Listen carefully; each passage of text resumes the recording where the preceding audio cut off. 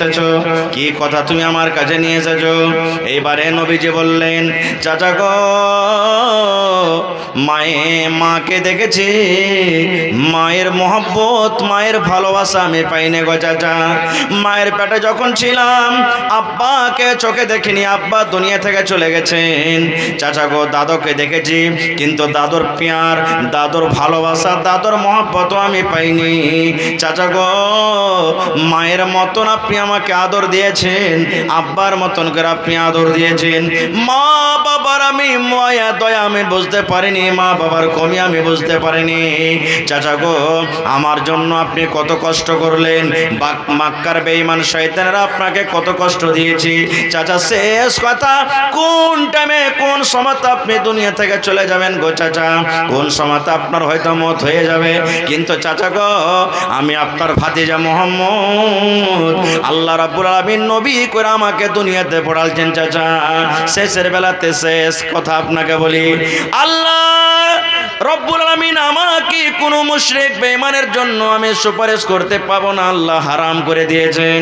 চাচা গো, এখন আপনি মুশরিক হয়ে আছেন, এখন আপনি মুশরিক হয়ে আছেন, এখনো মুসলমান হননি।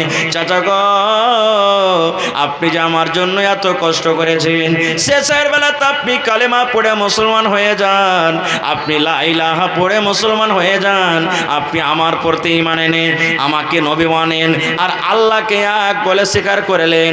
যদি আপনি কালেমা পড়ে মুসলমান হয়ে যান, তবে আল্লাহ রব্বুল আলামিনের দরবারে আপনার জন্য আমি সুপারিশ করব। আল্লাহকে বলবো, রব্বুল আলামিন, এটা আমার চাচা আবু তালেব, আল্লাহ কালেমা পড়ে মুসলমান হয়েছে, আল্লাহ জীবনের গুনাহ খাতা মাফ করে আল্লাহ তাকে তুমি জান্নাত দিয়ে দাও। এই সুপারিশ করার আমার কিয়ামতের দিন হাত থাকবে। আর যদি চাচা আপনি কালেমা না পড়েন, মুশরিক হয়ে মারা যান, চাচা গো, আপনার জন্য আল্লাহর দরবারে আমি কিয়ামতের দিন সুপারিশ করতে পারবো না। কোন মুশরিকের জন্য আল্লাহ রাব্বুল আলামিন আমাকে সুপারিশ করার আদেশ করবেন না। এবার আবু জাহল, উকবা, এরা যে বসে আছে, তারা বলছে, আবু তালেব খবরদার, মরার টাইমে বাপ দাদার ধর্মকে ছাড়বি না, মরার টাইমে বাপ দাদার ধর্মকে ত্যাগ করবি না, ভাতিজার ধর্ম কবুল করবি না। কিন্তু নবীজি বলেন, চাচা ওদের কথা শুনিয়েন না, আপনি কালেমা পড়েন, কালেমা পড়ে মুসলমান হয়ে যান, কিয়ামতের দিন আপনার জন্য আমি সুপারিশ করব। রে আমার ভাইয়েরা, মায়েরা, খালারা, শুনেন শেষ কথা। আবু তালেব এই কথা বলে মরছেন। ও আমার ভাতিজা মুহাম্মদ, ওরে আমার ধন, কলেজার টুকরা, নয়নের তারা ভাতিজা, শুন রে, আমি জানি তুই সত্য, তোর কথা সত্য, তুই নবী সত্য, তোর কোরআন সত্য, তোর আল্লাহ এক সত্য, জান্নাত জাহান্নাম সত্য। কিন্তু ভাতিজা, আজকে যদি আমি কালেমা পড়ে মুসলমান হয়ে যাই, আজকে যদি তোর ধর্ম আমি কবুল করে নি, আজকে যদি তোর আল্লাহর প্রতি ঈমান আনি, তাহলে মক্কার লোকেরা আমাকে নানা রকমের গালি দিবি, আমার বাপকে গালি দিবি, আমার দাদাকে গালি দিবি। মক্কার লোকেরা বলবে, দেখো দেখো আবু তালেব বেদিন হয়ে গেল রে, আবু তালেব নিজের বাপ দাদার ধর্মকে ত্যাগ করে দিলে। এই জন্য ভাতিজারে, আমি কালেমা পড়বো না, আমি তোর ধর্ম কবুল করব না, ভাতিজা কবুল করব না। আমার বাপ দাদারা যে ধর্মে মারা গেছে, আমার বাপ দাদারা যে ধর্মে দুনিয়া থেকে গেছে, আমি আবু তালেব আমার বাপ দাদার ধর্মে আমি মরলাম। শেষ কথা, আবু তালেব মারা গেলেন। এবারে দয়ার নবী সুবহানাল্লাহ, চোখের কোনা দিয়ে একটু খানিক পানি ঝরতে শুরু হয়ে গেল। সাহাবায়ে কেরাম বলছেন, ইয়া রাসূলুল্লাহ, চাচা মারা গেল বলে আপনার মনে কত কষ্ট, কত দুঃখ, এই জন্য হয়তো আপনার চোখটা সরবার করছে। যখন কথাটা বলা, আল্লাহর নবী বললেন, সাহাবীরে, আমার চাচা মরে গেছে বলে আমার চোখ দিয়ে পানি ঝরে না, আমার চাচা মরে গেছে বলে আমার মনে কোনো দুঃখ নাই, কিন্তু আমি এই জন্য কান্দি রে ভাতিজা, এই জন্য কান্দি রে সাহাবীরা, আমার চাচা আমার জন্য কত কষ্ট করেছেন, নিজের ছেলের মতো আমাকে আদর করেছেন। এত কষ্ট করার পর, ধর্মের জন্য এত কষ্ট করার পর, ইসলামের জন্য এত কষ্ট করার পর আমার চাচা কিয়ামতের দিন জাহান্নামের ভিতরে যাবে। আমার চাচা কিয়ামতের দিন জান্নাতের ভিতরে যাবে না। আমার সাথে এত প্যার মহব্বত করার কারণে আল্লাহ রাব্বুল আলামিন কিয়ামতের দিন আমার চাচার পর একটু দয়া করবেন, একটু রহম করবেন। কি দয়া? আল্লাহ রাসূল বলেন, সাহাবীরে, জাহান্নামের ভিতরে সব থেকে যেটা ছোট আযাব, জাহান্নামের ভিতরে ওর থেকে আর ছোট আযাব নাই রে সাহাবীরা। কিয়ামতের দিন যখন আল্লাহ তাবারক ওয়া তাআলা আমার চাচাকে জাহান্নামের আগুনে দিবেন, এবারে যখন জাহান্নামের আগুনে দিবেন, জাহান্নামের ভিতরে সব থেকে যেটা ছোট আযাব সেটা আমার চাচাকে দেওয়া হবে।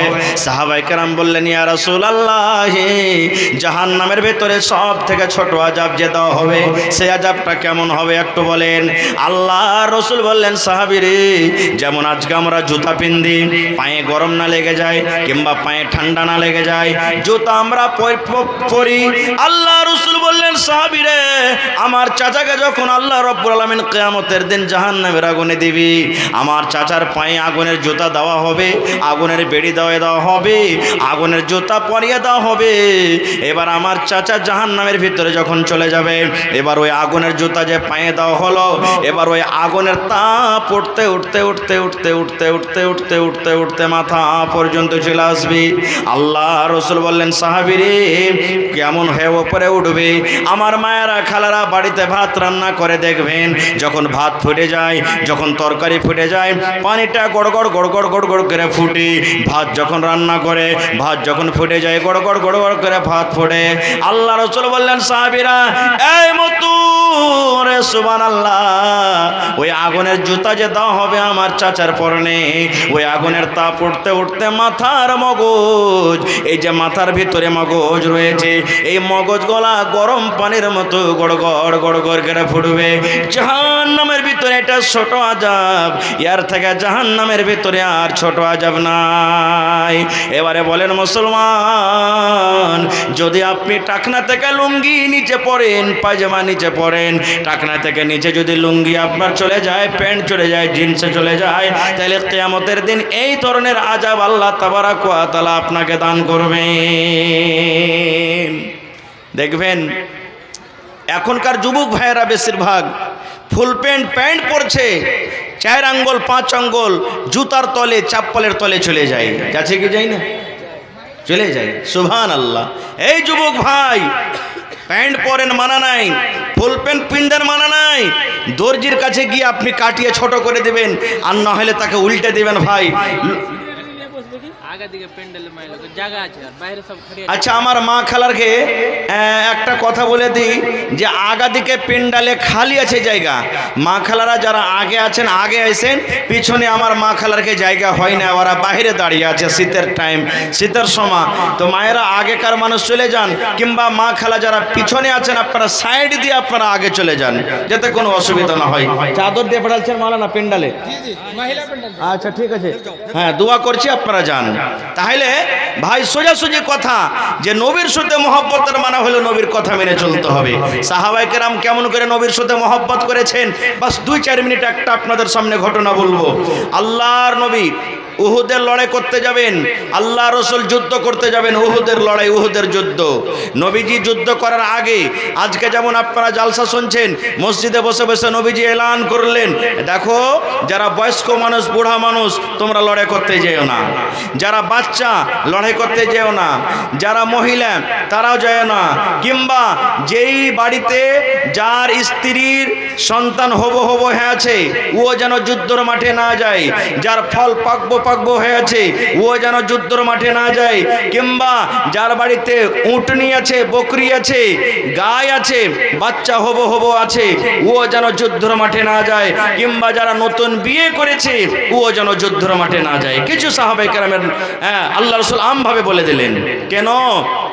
নতুন বিয়ে করেছো, যুদ্ধর মাঠে চলে যাও, তোমার মন হয়তো লাগবে না, বাড়ির দিকে টান থাকবে, কে জানি কখন যাব, কখন যেতে পাবো বাড়িতে, আমার স্ত্রীটা কি করছে না করছে।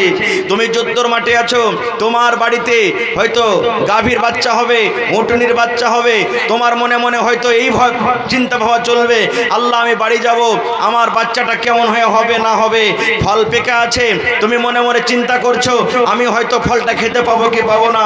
এই করে করে রাসূল কিছু নিষেধ করে দিলেন। সব কথা বলা যাবে না, শর্টে 2-4 মিনিট ওয়াকিয়াটা আমি বলছি। সাহাবায়ে কেরামের মধ্যে একজন সাহাবী যার নাম হলো হানজালা রাদিয়াল্লাহু তাআলা আনহু, নতুন বিয়ে করে বাড়িতে আছেন। নবীজি চলে গেলেন সাহাবায়ে কেরামকে নিয়ে যুদ্ধের মাঠে, যুদ্ধের ময়দানে। ও নতুন বিয়ে করেছেন, প্রথম দিন বিয়ে করেছেন, একবারে প্রথম বাসর ঘর। আপনারা জানছেন যে মানুষের বিয়ে করার পর